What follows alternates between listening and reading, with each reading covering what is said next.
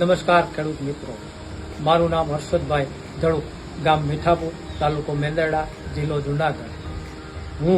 મારા mobile number છે 99255 74 773. હું મગફળીની ખેતી ઘણા વર્ષોથી આ કરું છું.